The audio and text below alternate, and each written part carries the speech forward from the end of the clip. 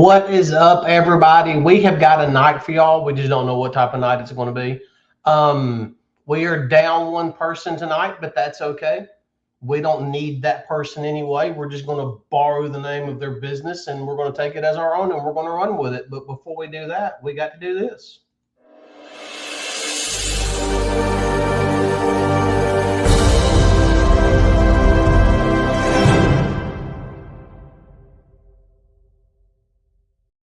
And we're back. As you can tell, I'm not Josh. I'm about 11 feet shorter than Josh. Josh is not going to be with us tonight because last week he was all, I need a vacation. I got to go somewhere. But that's fine. Josh didn't bother showing up, but Aaron showed up. And that is all that matters is Aaron is here. Aw, thanks. Yeah, Josh. Oh! Thank you. Hello. Yeah, we're gonna do it. Double Trouble, team up episode, superhero crossover event. It's happening. Well, I'll be honest with you. I did not know what to talk about tonight, so I didn't know what comics you had a chance to read. Listen at me. Really none. So good call. Yeah, I didn't read nothing. So I figured we would cover the Supergirl trailer, the Spider-Man Brand New Day trailer that dropped yesterday, and we'll talk some comic books and all that good stuff. But before we do that, what's going on in your world? How are we doing this week? Things are good. It's Juneteenth tomorrow, so I have a little bit of a long weekend. Things are good. Things are exciting. Supergirl's next week. Things are good. Things are exciting. Yeah, all good things. Now, you didn't work on Supergirl, did you? No, they shot that in London. Yeah, that was not. Did they shoot that? So why are they jumping? And I mean, this may not be a question you can answer, but why do they jump back and forth between Georgia and London? It honestly depends on the production. It depends on like availability and some tax incentive stuff, both here and abroad. Health insurance stuff here and abroad. Depends on who they're crewing and like where most of their contacts are, and just ultimately it's like determining real estate. It can just be a whole plethora of reasons. But yeah, Supergirl was in London, but all good things. Wish them well. A lot of the same team, like creatively, like things are good. Now, will you ever be in a position where they say, okay, Aaron, we're filming in London next week. We need you there tomorrow? Oh, would love for that to happen. That hasn't happened yet. That won't happen for a minute, but like, what a great. Because I know like there was several, and for whatever reason, the one that pops to mind is the TV show Supernatural. They did a lot of filming, I believe, in Vancouver. Yeah, they've shot almost exclusively in Vancouver. TV is easier to do in Canada for some reason. That was like a thing that was really common for a long time. Only really recently in like the streaming era has that kind of died down a little bit. Yeah. But also we're not making that kind of show very often anymore. Whereas here's 22 40-minute episodes. We'll see you every week for the next decade. Really? That was always the thing. Like I probably stopped watching Supernatural around season 10 or 11.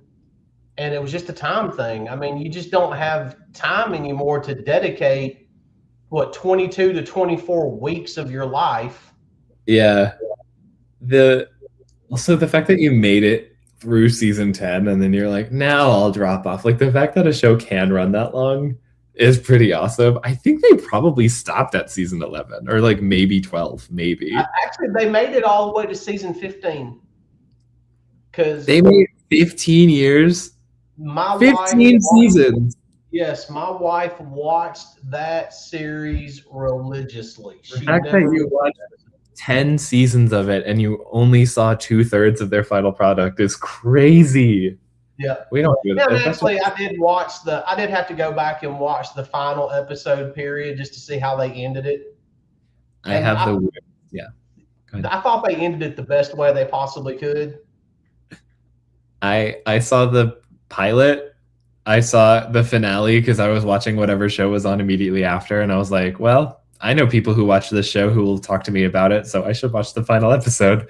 And the only other episode I saw in between the first and the last is the Scooby-Doo crossover. So I am not the person. I'm like, I have a vague understanding of what this is, but like, it's truly conceptual, and that is it. Well, it was weird. I did the same thing with Smallville. I think Smallville made it, 9 seasons? Yeah, 10, yeah. And I did not watch the last season of Smallville. Mm-hmm. I've only seen about the last 30 minutes of the final episode of Smallville. I've seen him like do the shirt rip, like. Well, see, that always aggravated me because I thought that Tom Welling was the perfect heir apparent for Christopher Reeves, and they never did anything with him after the fact. Oh, the Crisis on Infinite Earths CW event cameo for 2 minutes didn't do anything for you? No, it did absolutely nothing for me. He doesn't lie or do anything. He just talks about being a farmer. Yeah, but I mean, honestly, the way they ended his version of Clark, that story, the way they ended it for him, it made perfect sense. Mm-hmm. But at the same time, it was just kind of like, okay, this is really coming across as nothing more than fan service, and it's kind of a miss on me. Here's a good one for us from Acres of Movies. What 3 movie characters would you bring to the movies? Like as fellow audience attendees? Yes. Ooh. Probably not like the best crowd, but it would be the most fun for me. Roger Rabbit jumped out at me immediately. Like I could just hear him like riffing like the Mystery Science Theater people, and I would have a good time with that. My thing is, it would have to be somebody that does not talk during the movie. Roger Rabbit is talking during the movie. Yeah, see, I would have to strangle Roger Rabbit. 110%. I feel like Baloo from the Jungle Book would be a good one. Like, he just seems like warm and happy to be there. I'm going exclusively animated for some reason. Like, I can't imagine like a live action character walking into a movie theater for some reason, or like having an interesting retrospective, but an animated. That would be a little hard for me. Now this next one, what ways do you relax? To be honest with you, I have 2 ways that I relax. One, I love to read. Mm-hmm. I mean, and it doesn't matter, comic books or novels, either which one. And the other, during the summer, I know a lot of people hate it, but I will get out there and I will put a podcast on, and I will grab my push mower and I will push mow that yard from sun up till sundown listening to podcasts. And that is just like relax. And I'm not even a yard person. I'm not one of those that's obsessed with their yard. Mm-hmm. I could care less, but just getting out there, getting lost in a podcast or 80s metal and just walking for a couple hours is just relaxing to me. I have an 80s metal playlist, but I have like the opposite version of it where I use it to keep myself awake if I've been working really long hours and I'm driving for a long time. So we have different relationships with it. Oh, yeah. I'm like, no, I'm going to rock out. It's going to keep me awake. Like, we're going. Oh, well, see, you also got to think, though. I mean, I was born in 73. So, I mean, it's listening to that music takes me back to my childhood. Yeah, they said that he would never wear the suit, and I understand that.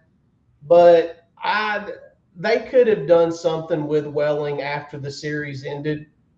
I think there was definitely enough popularity there that a Superman movie with him and Erica Durance would have went over. They've talked about a revival show, I think, because they all have like Michael Rosenbaum has a really, really excellent podcast. Like they all still talk. Like I'm sure that's come up a couple times. I feel like I've read that somewhere, but I can't cite anything. Yeah, I read the well, I mean, what is that? And they did the comic.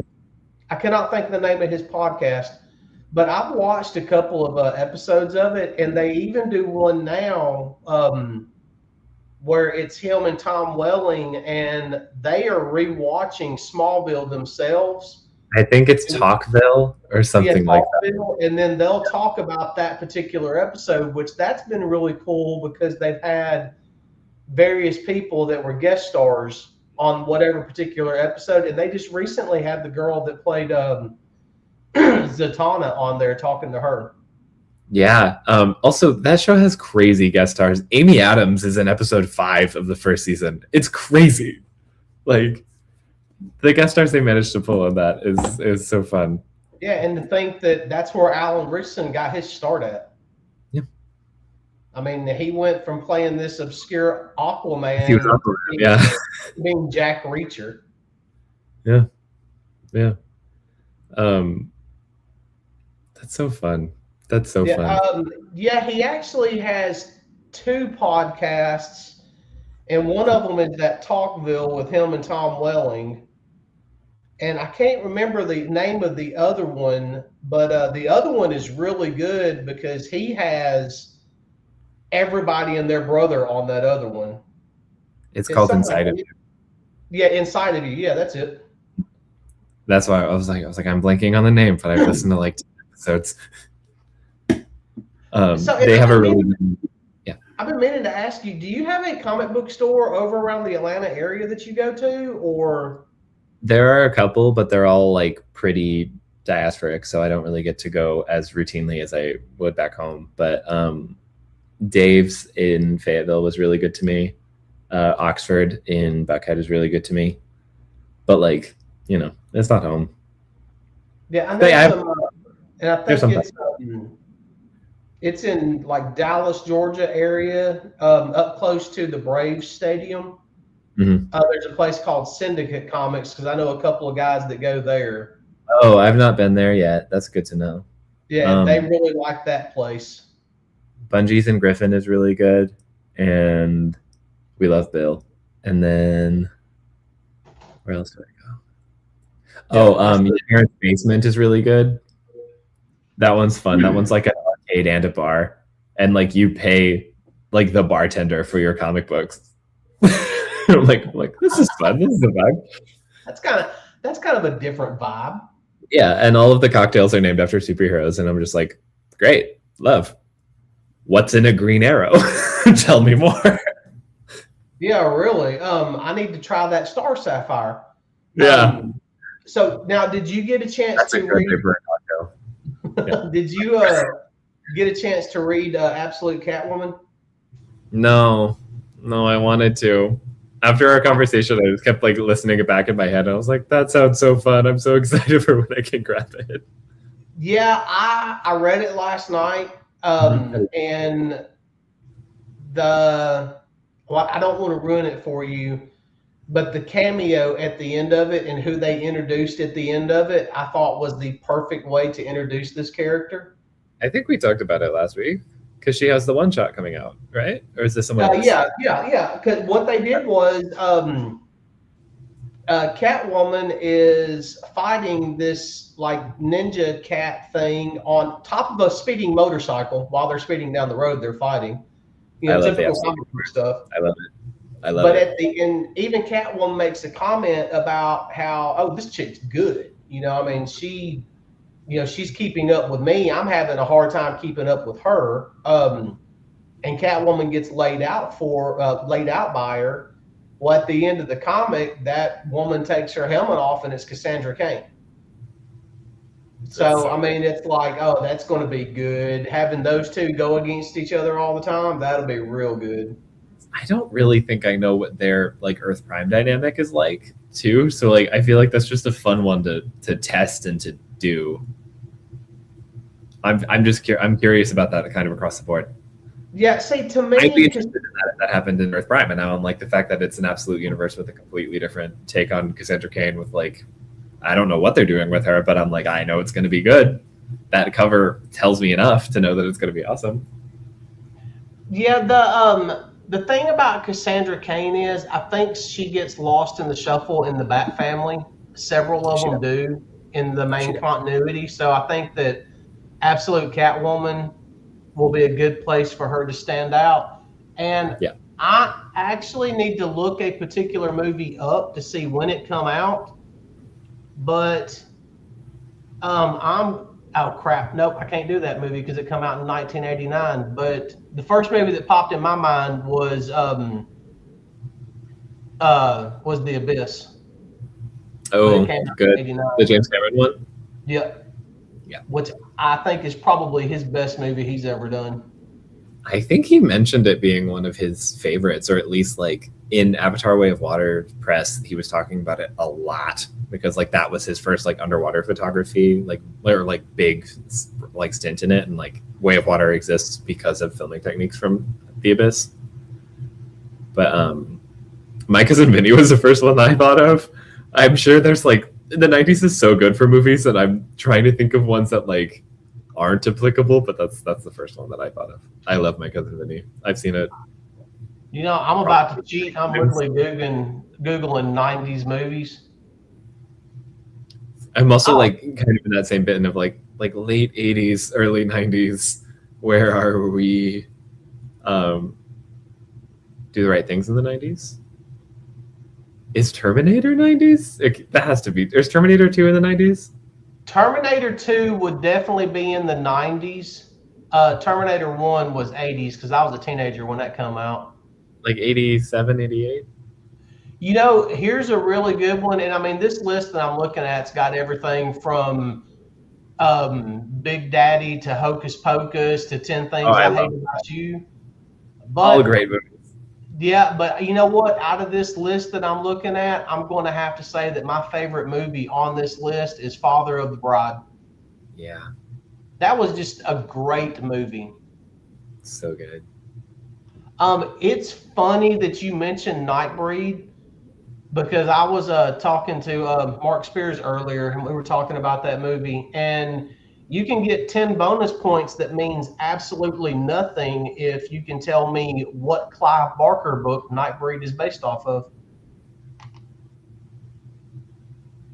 See, People Under the Stairs kind of for me. I don't know. It just got a little too weird. I guess with the dad or the husband, whatever we want to call him, running around in the gimp suit.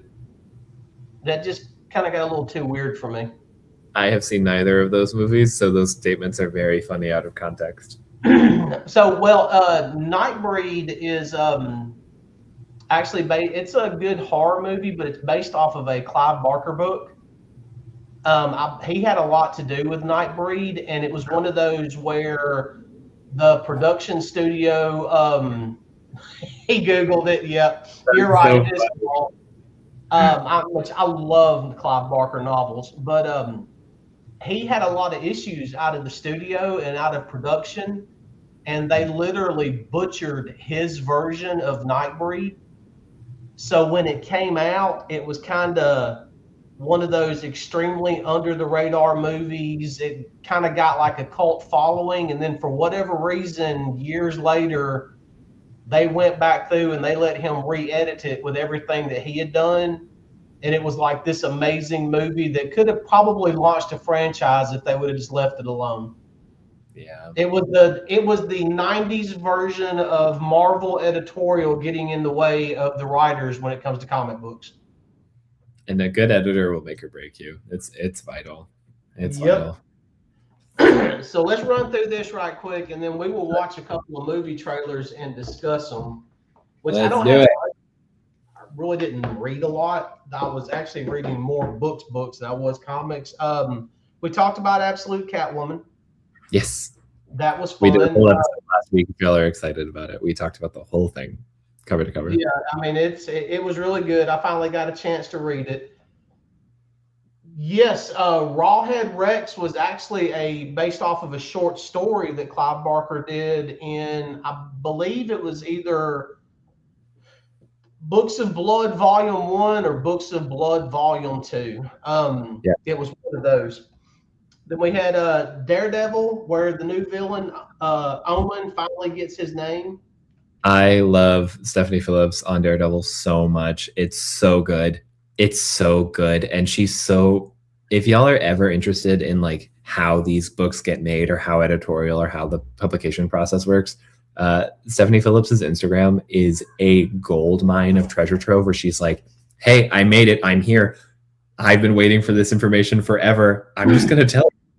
Here's how it goes. Here are some of my script pages from Daredevil. Here are the inks. Here's like, she has been such a vital resource. I adore her. I adore her. She, my hero. I have messaged her left and right trying to get her on Shop Talk. Because I would love to talk to her about the process and about the character and everything else. And then not only that, but I mean, I'm a massive Daredevil fan. Her perspective of being the first female writer for Daredevil. You know, Is she? Yes, she is. I had no idea. How, you know, her approach on it and, you know, coming into it the way that she did, basically, how do you tackle a character like Daredevil that has a history that can literally trace itself all the way back to one of Stan Lee's original comic books? Yeah. You know, I mean, I would love to talk about that stuff with her. But she don't check messages on Instagram. That's okay. I know, it's okay. I'm a little butthurt, but that's okay. I'll get over it. We're gonna manifest, hopefully. Yes. I would love to pick her brain. I think she's incredible. I do too. I think she would be fun to talk to. Alien King Killer. The Alien books have been really fun, but this has not been like the typical Alien series. It's been more about, I don't know. It's just been weird. It's been good, but it's been weird. It kind of looks more. Talked about G.I. Joe last week. Yeah. This is leading into a big 330. I think there's supposed to be a massive reveal. I think I've got the reveal figured out because they do have a scene in Snake Eyes' mind. Josh, this is for you because I know you don't trust us alone and you're going to go back and watch this and monitor everything that we've said and done. Yes. By the way, there's no standards and practices tonight. You can email HR, but we will not be entertaining those arguments. I pictured his face at my saying that, and it made me laugh. Sorry, you were saying G.I. Joe. But if you're reading G.I. Joe, when Mindbender is in the memory of Snake Eyes, he mentions a photo of a girl that's got a bullet hole in the photo. I think that's probably going to end up being our reveal.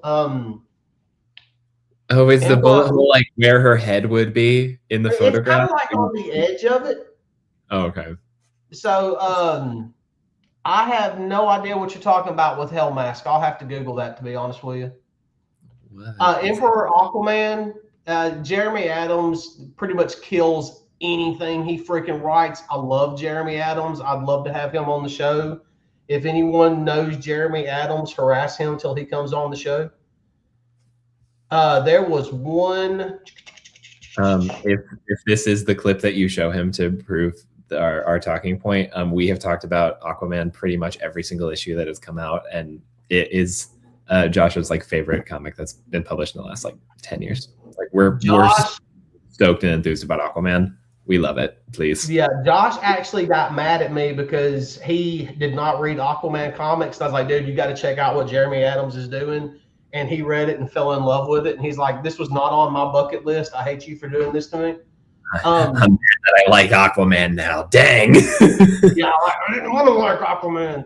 But Jeremy Adams did a phenomenal job on his run on Flash Gordon that recently ended, like 2 or 3 issues ago. Yeah. And I know every time I think the same thing. So when it said that he was going to be doing Aquaman, I knew it was going to be good. One that you've been interested in, I don't know if you're reading it, but Firestorm issue 3. I've read the first issue. I love it to tears. I'm so excited to get 2 and 3. They're in my box at Haven. I'm very excited. I'm very excited. 2 was really good. 3 gets even darker. Yes. There is so much more going on to this story, and I love the fact that every single issue it unpacks just a little bit more. I love a character psychology. I love earnestness in comic book spaces. I love when something can be like absurdist and earnest at the same time. I love a good, crazy, hokey character that is absolutely a product of its time, and I love reinventing it to take it seriously. Not in like a gritty way, but in just like no, we're going to treat this person like a person with agency.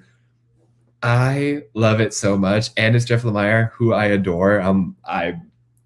It's like vaguely horror-ish and kind of bringing back that like nuclear tension, fallout, like nuclear winter anxiety all at the forefront of it. Where I'm like, Ronnie is a time bomb, and I'm scared of him, and I'm scared for him, and I'm so compelled. I'm also like worried about him, and I want to know where he's at in his journey. I love. Once you get to this part, you kind of start understanding that Ronnie Raymond is lost within the Firestorm Matrix alone. Sorry, yeah. When Josh was telling me about this book before, like in the trades, I was so confused because I was like, and what's happening with the professor? Like, where is he in this? You've not mentioned him one time. This is a vital part of his character. And then Josh was like, oh, wait, no, that's the center of the mystery. And I'm like, wait, the professor isn't there on purpose? Oh, no. Yeah, I'm so excited. I love this book. I love the art in it. I love the colors. I'm so excited. So good. But see, it gets even worse because in this issue, you find out that there is a really dark history between the professor and Ronnie that only the professor ultimately knows, and he confesses it in this issue.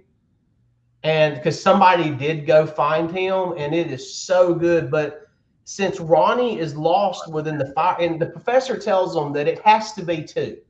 Yeah. The Firestorm Matrix does not work properly unless it is two. Yeah. And since Ronnie's lost, since he's lost within the Matrix by himself, that's what you're getting. You're not getting a face to Firestorm anymore. You're just getting this entity. And that's made it even more horror movie-esque. It's been really good. I'm so scared of that. But also, like, yeah, that's exactly it. That's not like the 70s JSA, like, I'm Firestorm, the nuclear man, kapow! Like, that's an actual earnest, introspective, like, emotionally forthcoming story. I'm so invested.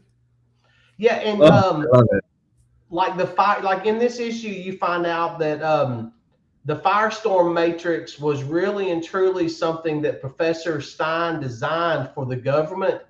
So they would have the ability to go against the Justice League if they had to. Yeah. That it's who would protect America from the Justice League if something happened with the Justice League. And it's cool because when they're talking about it, he's actually fighting the Justice League. They're coming in. That in the previews. That looks so cool. Yeah, I mean, they're coming in to try to stop him. It's a good roster too. Yeah, because he's pretty much already burned out this town, and in this issue, he's taking on Flash and Martian Manhunter, and he's dropping them left and right because without Stein, there's no conscience to the Firestorm Matrix. I saw this preview or this panel in preview of like Martian Manhunter trying to like grab him from behind, and Firestorm just does this and like ignites his entire body behind him, and I'm like, no, please don't do that. I don't like seeing John Jones get hurt. I love Martian Manhunter. He's one of my all-time favorites. I don't like seeing him get injured, but also I was like Diana, Bruce, Clark, like, why did you call John to go get Firestorm? That's a terrible idea. Keep him away. Exactly. So we're going to have the guy whose fire is his weakness go against the guy whose fire is his primary weapon.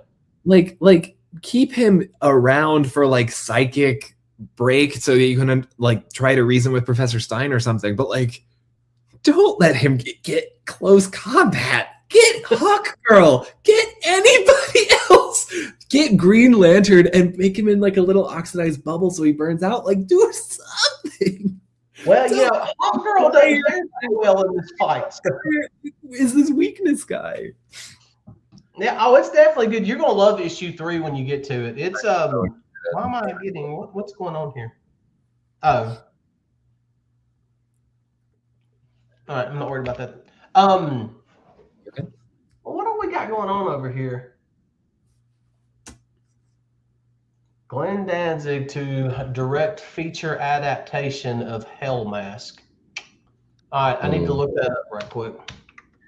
I wish if Glenn Danzig was going to do something, he would bring back Jaguar God from the Verotic comic line and do something with Jaguar God, because that was a great book back in the 90s.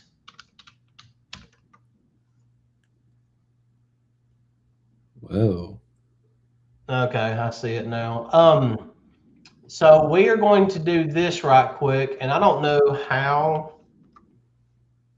I'm the looking at his YouTube. filmography. This is a new I name to may me. have to mute the sound. Yeah, for copyright stuff. Yeah, for copyright stuff, but that is what it is. I mean, it's a Supergirl trailer, so we can just kind of like ad lib riff Blondie. It's most of the audio for almost all of the trailers. Yeah. Big Love, of course. It's a great song, but I'm like, it's in every trailer.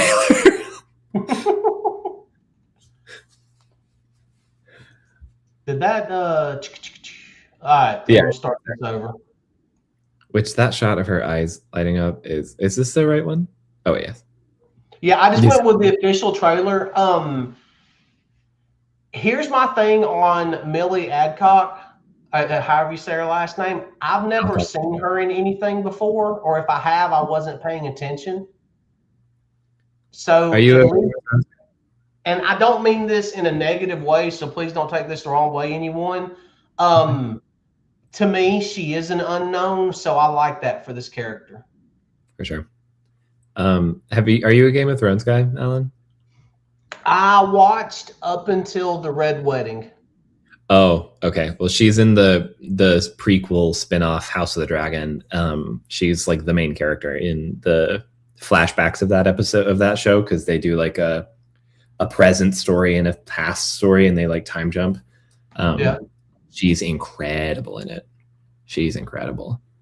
Now, she's one of his ancestors. I will say this, one thing that I am looking forward to is it seems like she actually has more of a legitimate fighting style than our current Superman does. Which I think she should. I don't know what this Krypton is like really, but in a lot of Supergirl books that I've read, if they're going to like really emphasize her fighting style, they'll cite it as being part of like the Kryptonian like military academy. So she'll fight like a Kryptonian, whereas like Superman's more of like a American brawler type. Yeah. There's the kind of fighting styles that they would have. Also hers, I like how big her eye blasts are, because it's so foreign to her that like there's the kickback. That concept of like Supergirl never being able to like shake somebody's hand for fear of breaking it, because she's aware of the change that's happened in her body, because she didn't have those powers for the first 16, 18 years of her life. I'm very, very, very excited for this movie. I have my tickets. We're all very excited. We're trying to plan a team viewing for it. I'm so excited. That shot of her eyes like starting to wind up, it blows my mind. I'm so excited. And Lobo, like, and Crypto and Ruthie, like, I'm so excited. Now, how is Supergirl supposed to fit in this new Gunverse that he's doing? Is she going to end up being like a reoccurring character, or will she just pop up every now and then? Have they even said anything about that? I have no idea.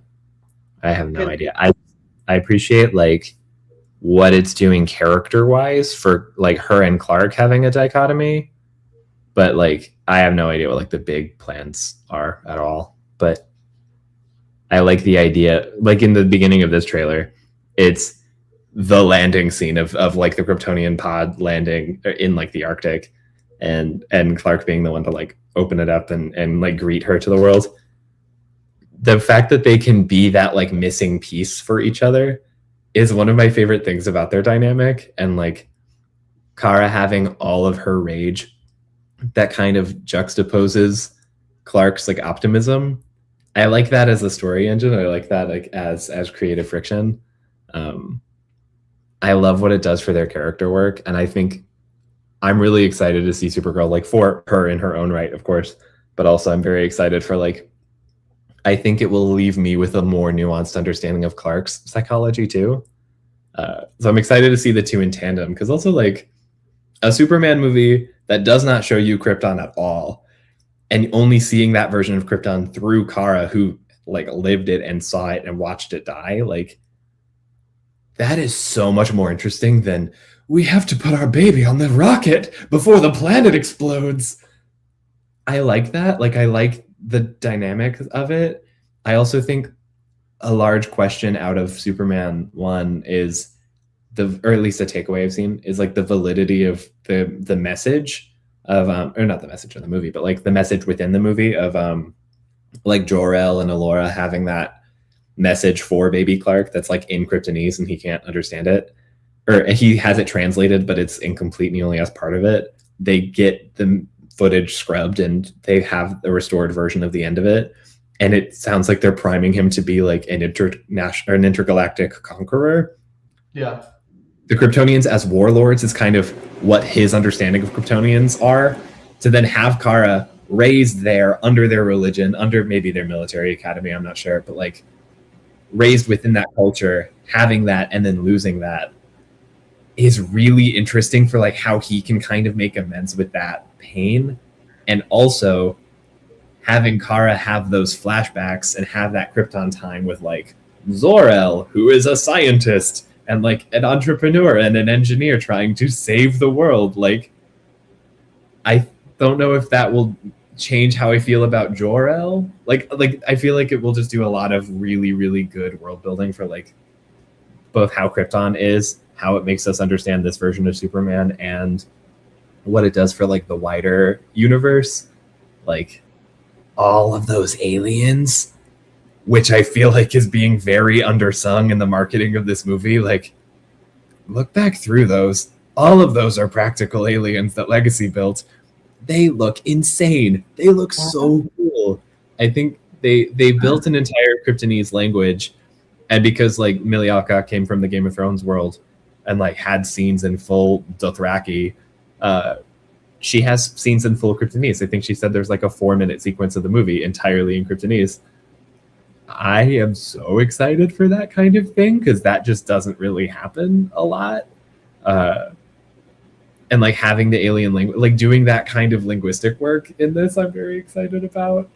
There's this scene of this one like big lizard-looking alien on the bus, and like Ruthie's in its way, and it starts like grumbling at her in like something that's kind of a language, and Kara just looks over and like screams, and it sounds like a weird demonic like primal scream, and then you're like, oh wait, no, she's speaking its language. That's how it communicates. That's how it talks. She's not screaming, she's talking to it in its mother tongue. That's so fun. It's like big bombastic alien sci-fi, and I think that will also help differentiate her and not just be like Superman but girl, or Superman but girl and angry. Like, I think it'll give her a lot of that really fun dynamic that I think Clark needs, to be honest. I think he needs that hole in his life narratively, and I think it gives him some introspection too. Like, I love their dynamic. I also love that they have each other. Like, it just makes me happy. I was hoping that we would at least get some type of scene between them where she kind of explains what his parents meant by that video, because she's in a unique situation where she actually knew his parents. Yeah. So she could really and truly tell him, is that legit, or was it just something they did? Here's kind of my thing with it, though. I understand if they do that scene. I also understand if they don't do that scene. I don't know what Krypton looks like outside of like what's in those trailers. I like that that's still a question in my brain, and I like that they're still kind of left to nuance, because if Kara doesn't tell him that, it is probably for a reason. Because Clark has this like big optimism, this big hope of the world and the goodness of everyone around him, and like the beauty and the sparkle in his eye that Kara does not have. She has lost far too much to be able to afford that kind of optimism. If that is the truth of the matter, and that is like what Jor-El was doing, I could understand why Kara wouldn't tell him that, or wouldn't like clarify that notion for him, because it would dim his light, and she needs that also, I think. There's this really, really nice interview where she's talking about the costume, and they show it in a scene in the trailer. But like Clark is like, I know it's really colorful, but it's just to let people know that like we're the good guys. It's not meant to look intimidating. It's meant to look approachable. You know, it's his fireman kind of thing. He's a fireman and not a cop. And for her, she has her family crest on it, and that's kind of the only thing that connects her to Krypton on it. The rest of it is entirely something that he made for her to like bond with him and like match with him, when they really don't have all that much in common at all, but they have that shared like they're in each other's bubbles, but they don't really have a ton in common with each other, but they have a lot to learn from each other. So her donning that costume, because of that's what Clark wears, is like a choice that she has to make, and I think it's like her bridging that connection and like trying to feel closer with him. It is at least how I've heard her explain it, like in those interviews. I think that's the sweetest thing ever, and it makes me really sad, because like having a Kara this emotionally centered and this like pain forward, and a Clark that's this loving and a big warm hug of a person, I just think it's really sweet. And I love that for both of them. Like it's such a comforting way of writing them, and for them to portray them, it makes me really happy. So I would understand if Kara doesn't give him clarifiers of that, to kind of like break that disillusionment, because I think she wants it. Like I think she wants that kind of hope in her life. Well, see, it kind of, the way the trailers have played out to me is that I think the best comparison that I can come up with right now, she is like full Wolverine. She's wearing the suit, even though she really doesn't want to wear the suit. She's going through all this stuff, even though she really doesn't want to go through all this stuff because of pain in the past. And by the end of the movie, she's going to accept who she is and that she's a hero now. Mm-hmm. And that's just what it's going to come down to. I mean, I'm definitely looking forward to it. I think we might try to go see it next weekend. Yeah. It comes out a week from today. You should go see it. Yeah, so we can talk about it. But and then we've got Spider-Man coming up right after that. Now, did you watch the Spider-Man trailer that came out yesterday? I saw it at work, and they had an Aunt May speech at the end of it, and I had to try not to cry at work. That trailer got me bad. That got me bad. No, I can't go through it again. I love it. Well, we're about to go through it again. I have my tickets for Supergirl for July 25th. I have my tickets for Spider-Man Supergirl for June 25th, Spider-Man for July 31st. Both are available now. Go get them. I heard that tickets for Spider-Man are already starting to sell out. They just went on sale yesterday. I posted it on my Instagram, like close friend story, and I played a Brand New Day from The Wiz as like the background track. Because I am. All right, let's watch this and see what we can come up with. I'm already in love with this movie. Already. I love the fact that his suit is more comic accurate now. I love it. I think it looks perfect. I also love that Scorpion is here. I've been waiting payoff for that for almost a decade now, as is Michael Mando. I am so excited. I love Scorpion. And yes, it was fun the way they introduced him into the MCU, but he never felt like what I'm going to call my Spider-Man. Sure. Because he had all the gadgets and everything, and he had the suits and all that stuff. To me, this feels more like what I would call my Spider-Man. Absolutely. Absolutely. I think him being older and having the spunk and like the spontaneity and the like the reaching for things, I think is really helpful. Or the ingenuity, I guess is a better way of phrasing it. Like it's scrappier, which is good because it's like the anybody can wear the mask kind of sentiment. Also, Yeah, the way that the movie is shot is incredible. I love it. based on the story that we think they're going to try to tell with this, I understand why he turns to Bruce Banner. Mhm. And I'm probably going to get some hate for this, but I have never liked Mark Ruffalo as Bruce Banner. I thought that Edward Norton did 100 times better job. I really don't like that movie. Oh, really? See, I loved that movie. I thought that I movie love was I love Ed Norton, but like, and I see why it's made the way that it is, but I I think it's a better character psychology for Hulk because it keeps him more front and center in a way that none of these movies really have since.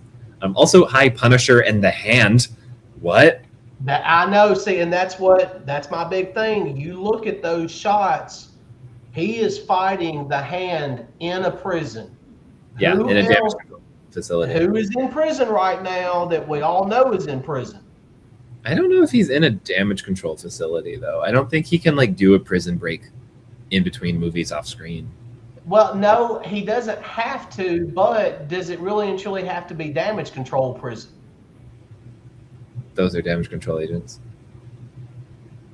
Well, just because he's fighting the damage control agents doesn't mean that. Okay, I'm going back to this. What was that? So Tremel Tillman, who's the guy from Severance, is recruiting Spider-Man for a threat unlike anything they've had to deal with before, which is a really funny sentence in a world where every threat is a threat unlike anything you've ever dealt with before. And it looks like it's a telepath doing big old mind control on people. You saw that in the street with like all the crowd work around Punisher and like the random civilians looking at Peter and then saying something deeply personal and offensive. It looks like he's encountering a telepath. Very likely the woman in the hood with the green and yellow clothes played by a redheaded actor, which could mean anything at all. Don't think about it. Yeah, like, sure. Who's to say what that could mean or could be? What a mystery this is for us. And like him being recruited by damage control to help this because his spider sense and like his preemptive danger is at least in some way preventing her from reaching him or controlling him the same way she's controlling the Hulk beyond his rage suppression. So you're getting an much taller, much more muscular, much angrier Hulk than you saw like in everything post Endgame. Like the smart Hulk professor stuff is gone. He still has that She-Hulk suppression cuff on his arm, but the minute that thing breaks, he is primal, like raging Hulk again, bigger than he's ever been before. Like I think there's kind of a teeing up of a changing of his power set of both his and Peter's, because Peter's eyes are going black. He's making organic webs out like beyond his web shooters now. He's like waking up in cocoons that he's made in his sleep. Like his powers are changing and he's evolving is the word that they're using in the trailer. I think there's another more appropriate one that maybe starts with a giant capital big red shiny letter M, which could mean anything in this context, could mean anything with this redheaded telepath character. What a mystery.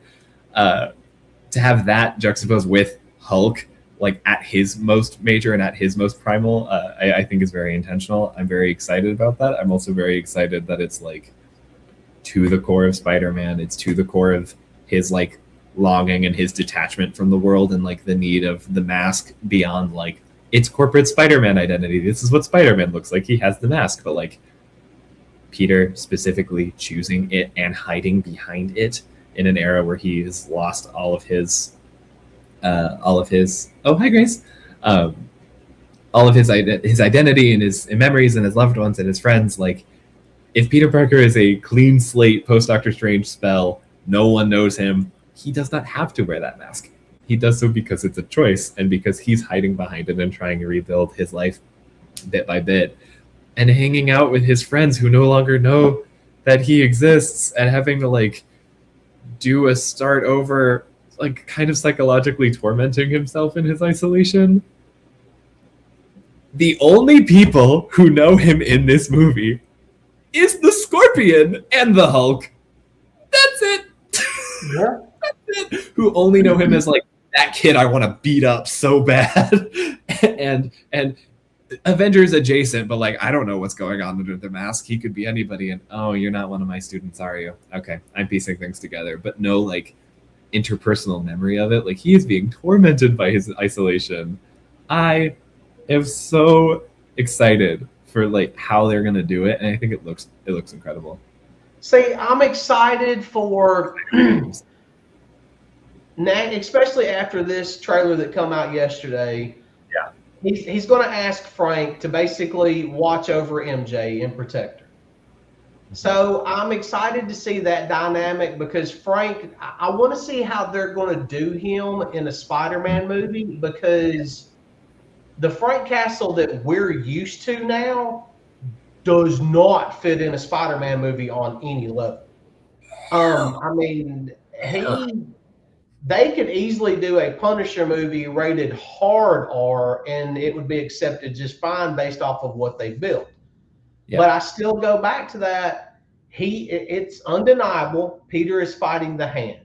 Yes. They are in a prison, and it's already been announced that the next Daredevil season, we're going to start shifting toward the Hand. The Hand is going to be the villain, the new big bad. In the Hand, yeah. So it just makes sense to me that we're going to get a Daredevil cameo. Yes. In it, because there was a photo floating around online, and they proved that it was not AI. It was a set photo. They just don't know where it came from, and it was of Charlie Cox, in a orange jumpsuit, and he had a beard.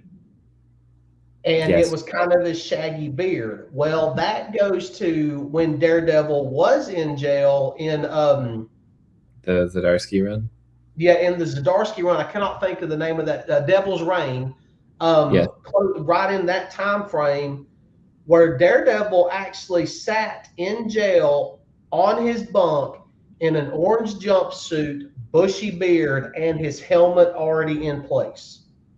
I think it's a combination of that and the Devil in Cell Block D. Like I think it's a combination of both of those. Because I don't think he had his helmet when he went to jail in the end of season 2 of Born Again, but like, and like it is Matthew Murdock in prison instead of like strictly Daredevil for vigilante justice charges.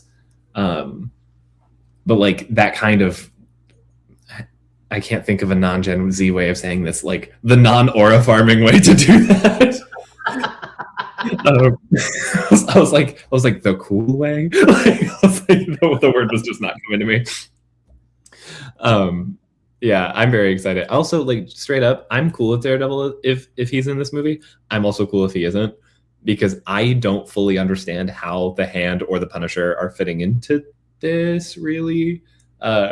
Like Hulk and Damage Control and the Telepath, like them I get. That is like a linear thing of like his evolution, and Keith David's voice in the first trailer talking about that genetic evolution, making me think he's maybe Jackal. But also Tombstone is in this, but also Scorpion and Tarantula and Boomerang are in this.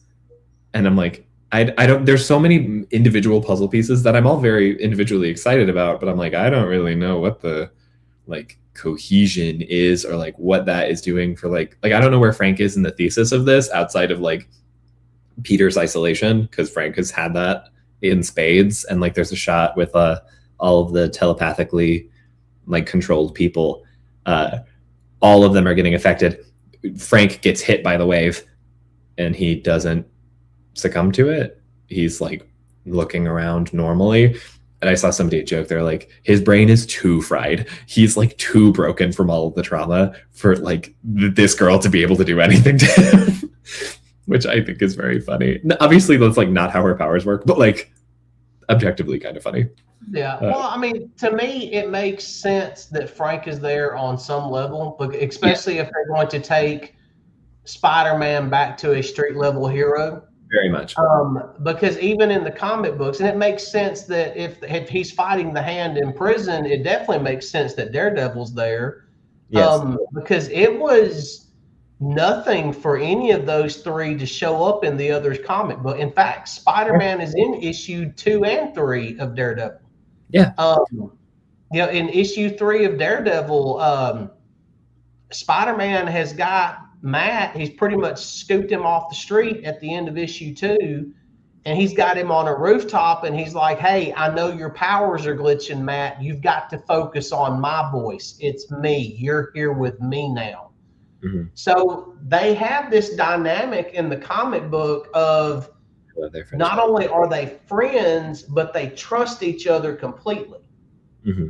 So to me, it only makes sense that if you're going to have Punisher do what is obviously more than a cameo in this movie, you at least have some type of Daredevil cameo. And if we see Daredevil, Spider-Man, and Punisher all on the screen together, and Matt is wearing the Punisher helmet, don't be surprised if I tear up a little bit.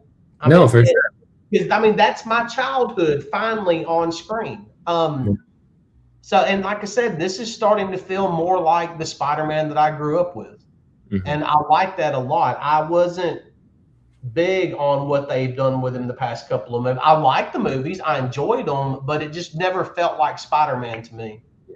I love Mysterio. I love the MCU's take on Mysterio. I don't love Far From Home as a movie. It's just not. It's not there for me. I think so.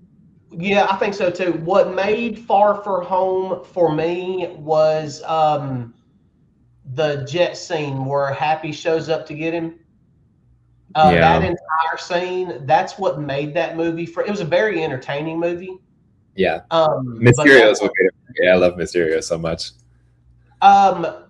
Grace, I definitely felt like you can watch it without understanding it. Yeah, there for a while they were saying that if you watched Daredevil Born Again Season 2, and then you watched this Punisher One Last Kill, and then you watch Spider-Man, and then you go back to what's going to end up being Born Again Season 3, that it's all going to make sense. Yeah.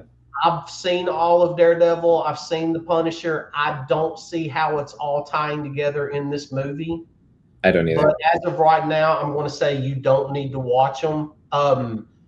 I highly suggest watching them, and I do suggest actually starting in the proper chronological order and start with the Netflix stuff, which is all on Disney Plus, and go in the proper order. Because it is really awesome if you get really in the long term of it. I do think Born Again is written and like facilitated to be like a jumping on point though, so you can commit to like 16 episodes or 8 episodes in season 1 and 8 more in season 2, and kind of see how you're feeling with it, because it is also like structurally different than the Netflix show, but it is like, here's a starting point for Matt Murdock. And if your only exposure to Daredevil as of right now is his cameo from the last movie, where it's just like he's the blind lawyer and he dresses in a devil costume and does karate moves against the mob, you've got it. There you go.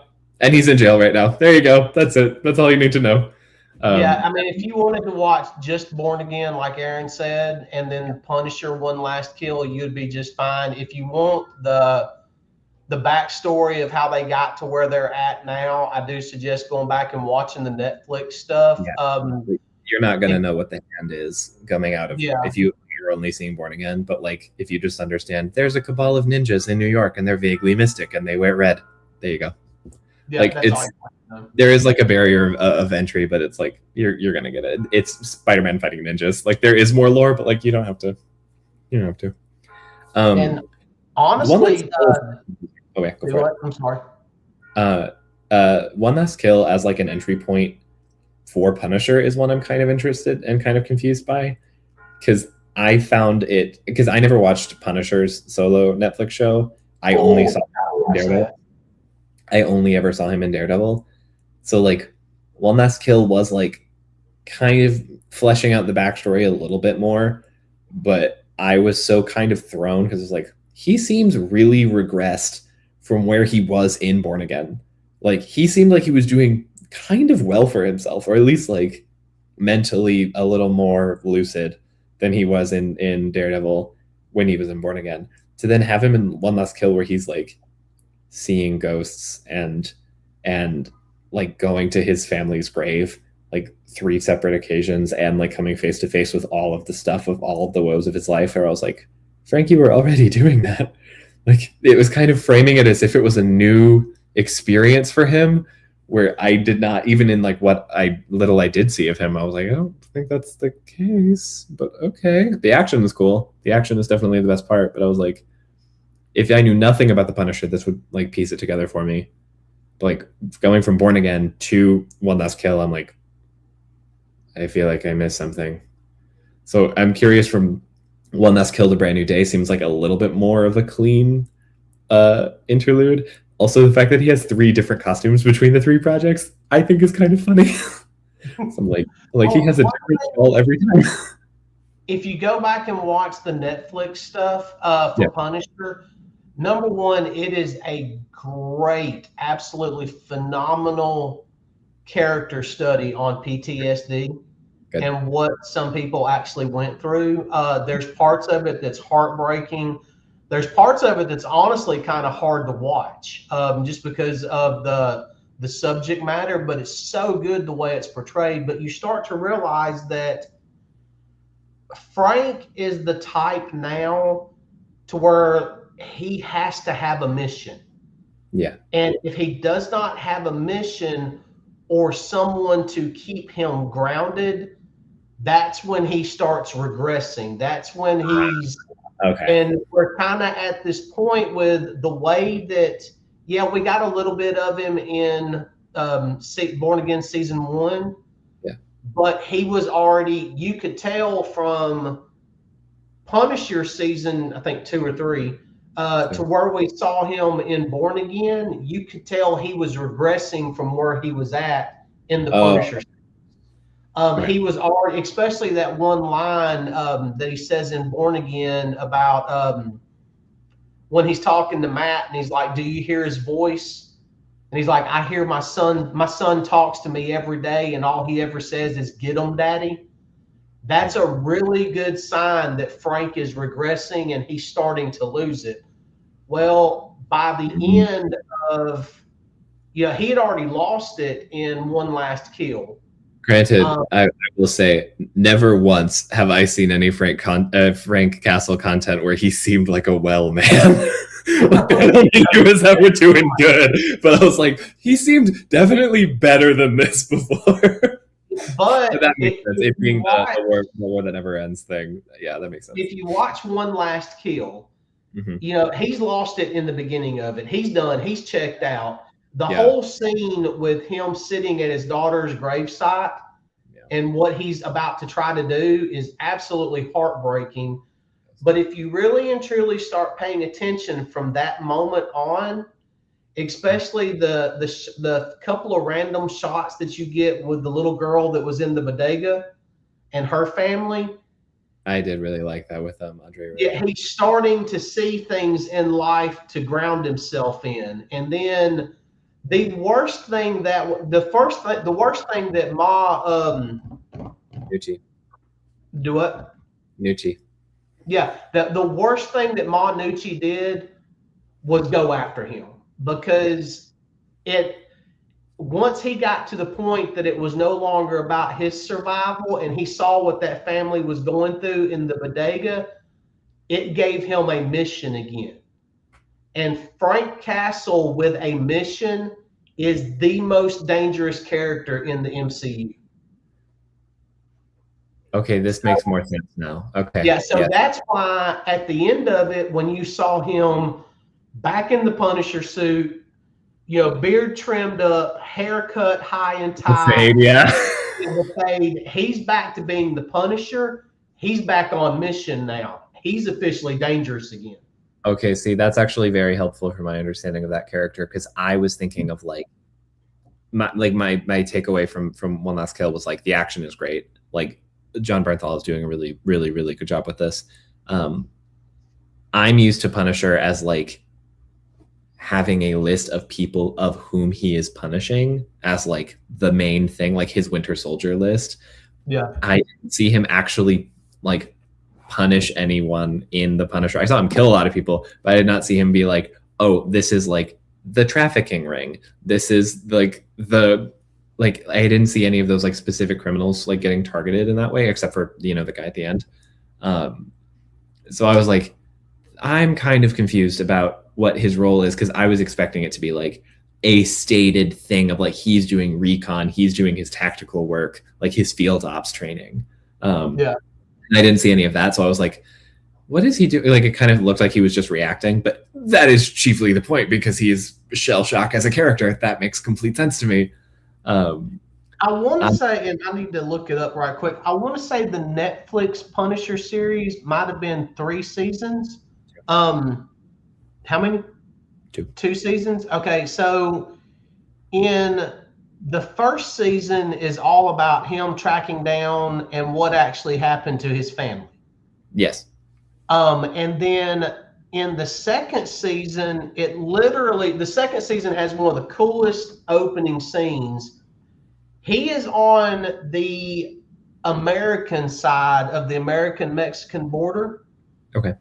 And on the opposite side of the border, he has tracked down pretty much the last gang member that had something to do with that shootout in Central Park. Yeah. And from the American side of the border, he takes a sniper rifle and he takes out the very last person that had something to do with it. And that's it. He's done. He has, in his mind, he has now avenged his entire family. He attempts to have a little bit of a normal life. Yeah. And then he gets dragged right back into it because of something that happens with this girl that this random girl that he meets. Yeah. And then he has a mission again. And at that point, I think that's when he starts to realize is there always has to be a mission. There's always got to be something. So because everything, he tries to have a normal life and he just can't have a normal life. That's what it was, a character choice he had in One Last Kill that I was kind of interested in. When Manucci is like, when she like arrives at that parking lot and like Frank's in his hoodie and he's like living out of an abandoned apartment, like fully squatting. So he goes out of Kingpin's jail to like squatting in a random apartment, trying to like keep a low profile and not really keep his head down, not really see anything unless something is actively happening.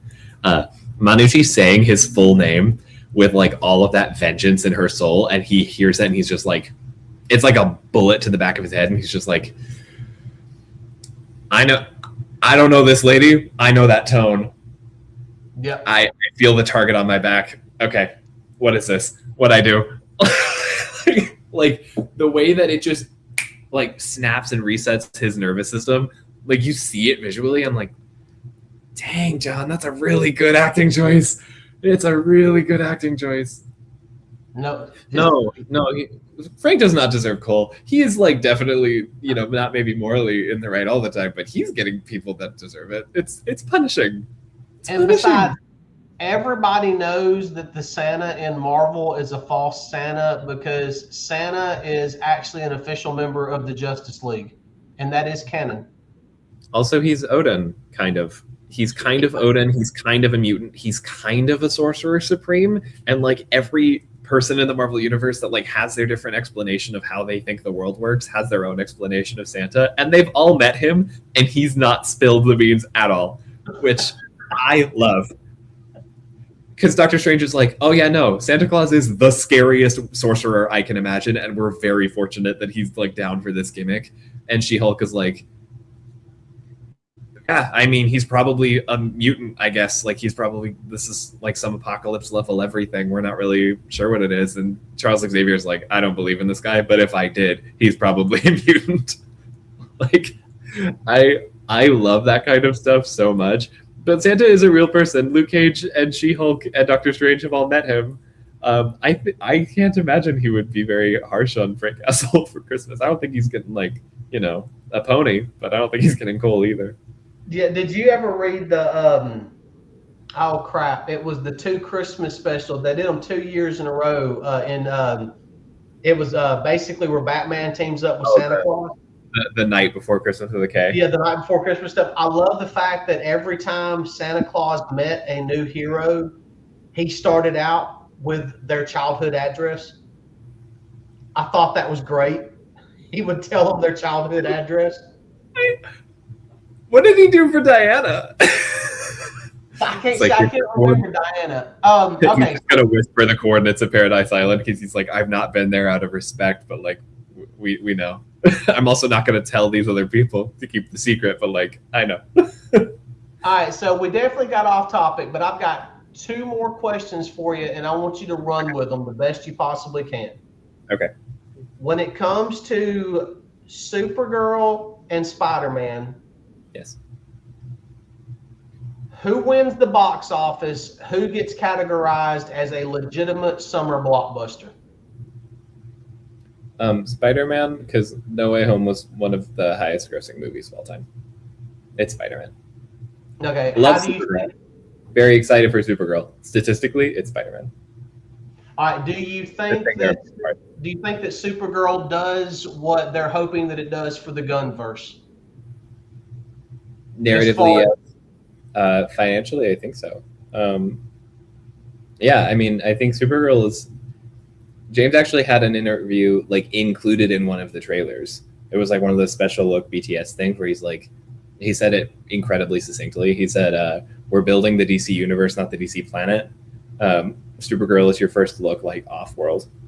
It's on Earth only for a little bit. It's a galaxy hopping quest spanning about 6 planets with 35 odd alien species individually. So like, I wouldn't be surprised if like one of the buses stops and they like mention what Green Lantern sector they're in, or like kind of feeling out like the world building of the larger cosmos a bit. In the way that like when Guardians of the Galaxy did that, it set the tone of like how Captain Marvel was visualized, of how like Endgame space travel worked. Like it sets the tone, and like it gives it a visual framework for what we're operating with, but also keeping in line with how everybody's going to visualize their stuff. Like James Gunn doing space is going to look different than Craig Gillespie doing space, is going to look different than Damon Lindelof doing space for Lanterns. Like, I think you'll get like a swath of a greater portion of the world, because all of the DC stuff so far has just been all on Earth, with maybe like an image or 2 of what some of their stuff may have looked like. But for that reason, I think it is. I think Kara deserves to be a tentpole and deserves to be a character in her own right, instead of just Superman but girl. There's a big question of like, you have the Trinity, but who's the 4th? And different publication or different editors at DC Comics like said different answers at different times. For a long time, it was the Flash, and then Jim Lee said Harley at one point. But I think there is at least a precedence to throw Kara, to at least throw her name in the ring, because she's a very different character, and I think she fleshes out Superman. She fleshes out the larger DC universe, and I think she has a very important story at her core that is very timely and very relevant and very true to like a lot of the emotions that the audience is going to be operating with, and maybe not know how to put it into words. Art that can give you a language to what you're feeling, I think, is really important. And to have that anger and that frustration and just like the longingness and the grief of something that big, and then persevering in spite of it, and then dressing in the colorful clothes despite of it, and protecting the innocence despite of it. Like, I think that's a very, very admirable set of traits to throw in a protagonist. Also, first like female-led superhero movie in like 3 years. It's like maybe one of 7 ever. Like, what was the last one?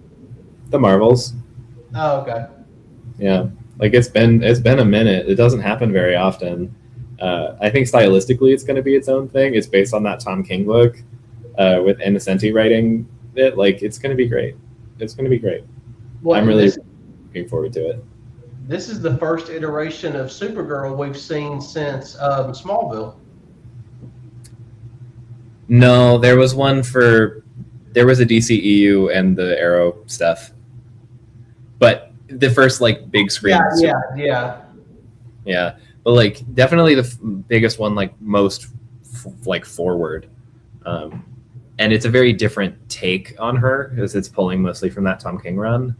I am so thrilled about it. I'm so excited. Also, like, giving her kind of the John Wick plot of like, Crypto is poisoned, we need to save him.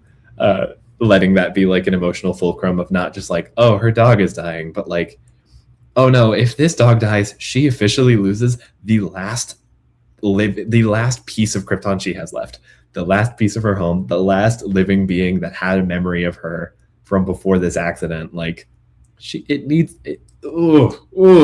it's a lot of emotional weight to put on a dog.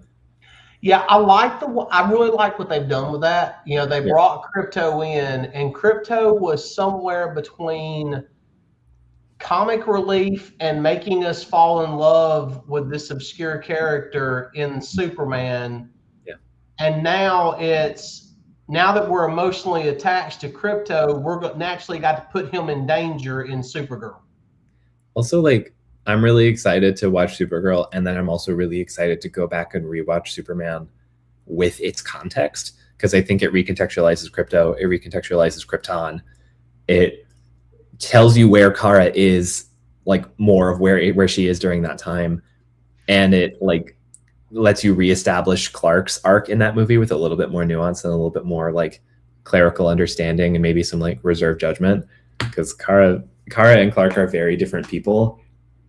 And I'm very excited to see that like dynamic tested. I'm so thrilled.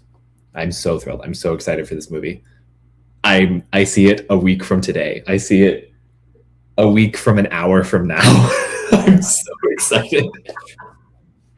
7 days and an hour. Like, we're doing it. We're going. I might have to. I've already told my daughter she's going with me to see it. Mm-hmm. So I might have to go see it next Thursday night. I don't know. We'll wait and see, because we are kind of. I mean, we've only been going for a little over an hour, but I mean, we've actually covered. Oh, there's one other thing we're going to cover right quick. Please let me know what here. Do what? Like, when she sees Supergirl, please let me know what she thinks about it. I will. Like, what a little girl is going to think about Kara, and like a character with that level of emotion, that front and center. That's not your usual female protagonist at all. Especially not one with like this wide of a net to cast, like in terms of like the demographics of who's going to see it. I am so excited to see what she thinks about it. Like, the response of like what people's daughters are going to think about the movie is something that excites me to no end.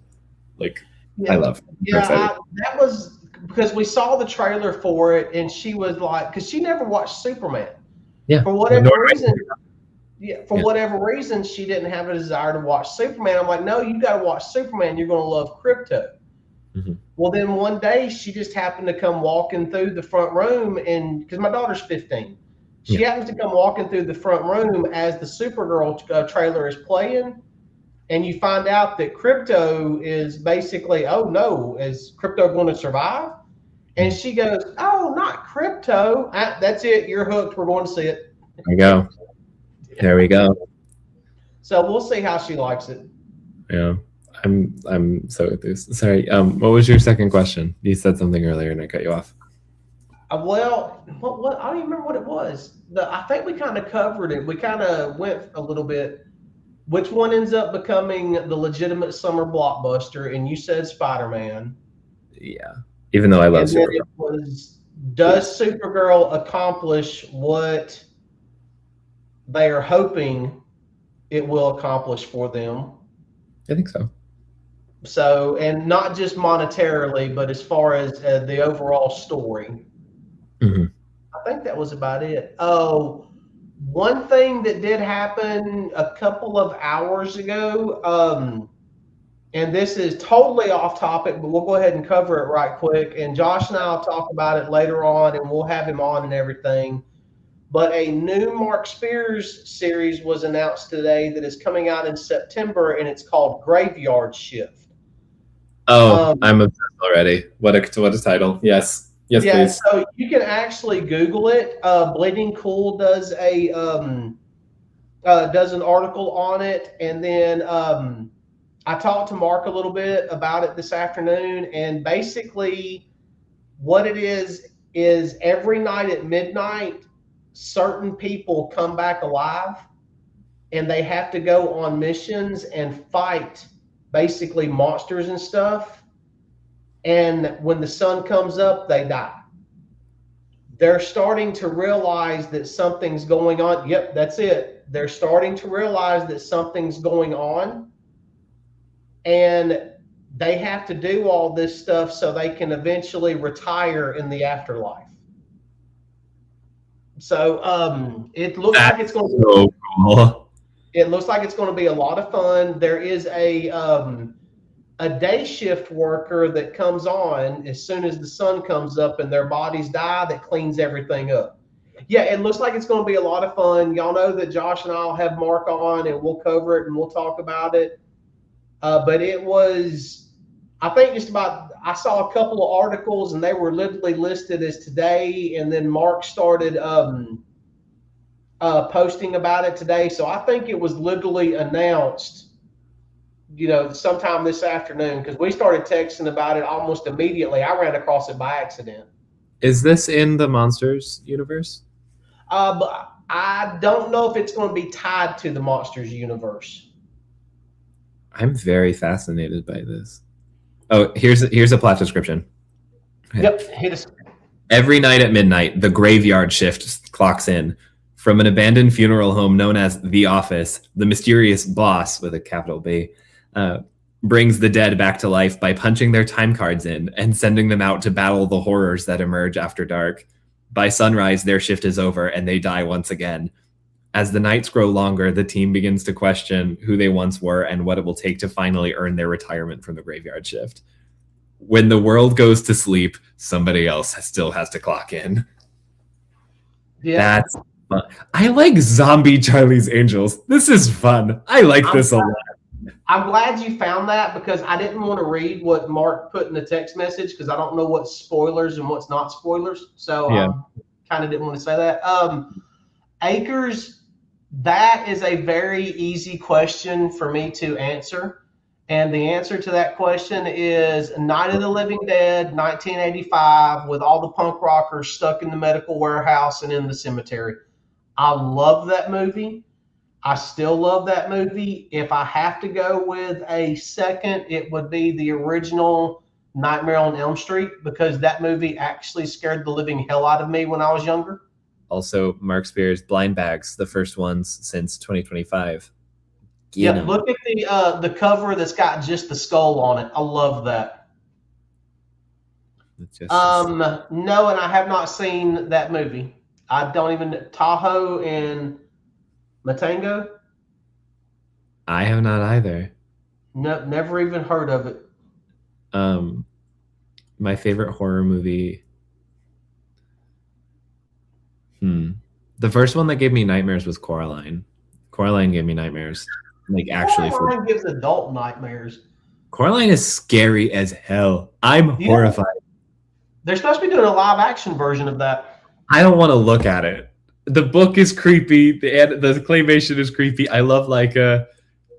It's freaky. I had a dream, a reoccurring nightmare. There's a scene where Coraline has like really made the other mother mad, and she's walking away from the house, and the world kind of disintegrates behind her, and she's just like, it's like a white void. You realize how big the plant, like the little pocket dimension is, and it's like a planet about this big, and it's just reforming in front of her.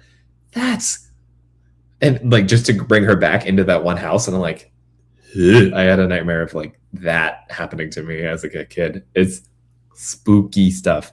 My actual favorite horror movie, gut impulse says The Shining, but Dr. Sleep is also just as good in my mind. Like I like that world a lot. I mean, Evil Dead is a classic. I like Evil Dead 2 the most. I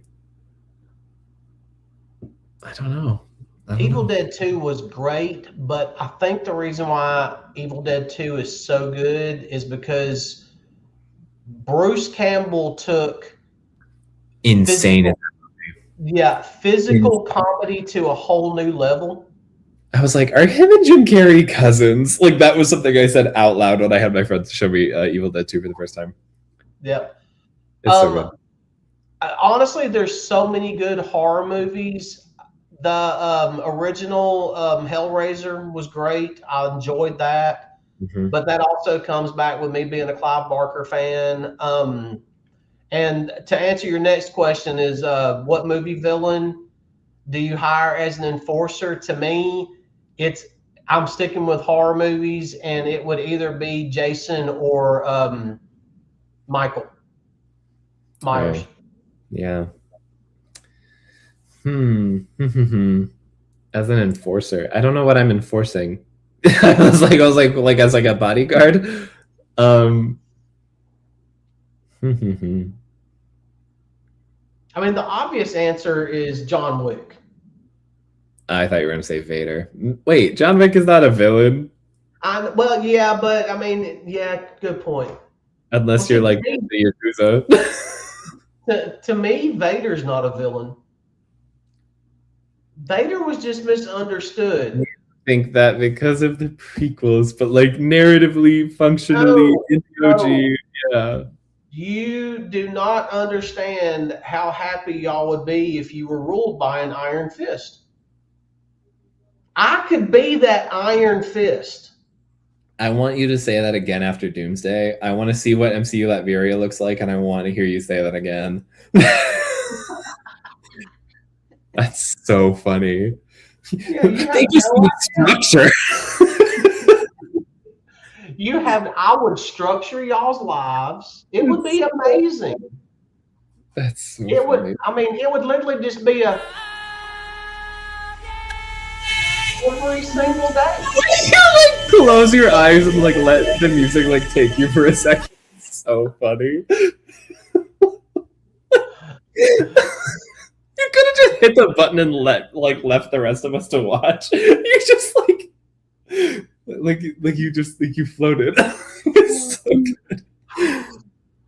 I love that movie. I mean, everybody's going on and on about Avengers Doomsday, and I'm like, Dune Messiah. I cannot wait.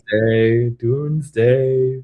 That'll be one of those to where if it's the exact same weekend that I get to go, I will walk out of one theater and then right into the other. I will knock them both out in the same day. I did a double feature a couple weeks ago. Great. I haven't done one in years, and I loved it. It was awesome. Yeah, that is going to be my day that day. I'm already planning it. Just enough time to go to the bathroom, just enough time to like re-up on a snack or grab one if you didn't for the first movie. Like, that's awesome. I love a double feature. There's so much. We are about to call it a night. There will not be a show next week because we're going to the movies. Because we're going to see Supergirl. Yep. Aaron is going to go to the movies over in his neck of the woods. I'm going to go to the movies here, and Josh is still probably going to be somewhere going, I need a vacation. So we're just going to let him do all that, and we will see y'all 2 weeks from tonight. Yeah.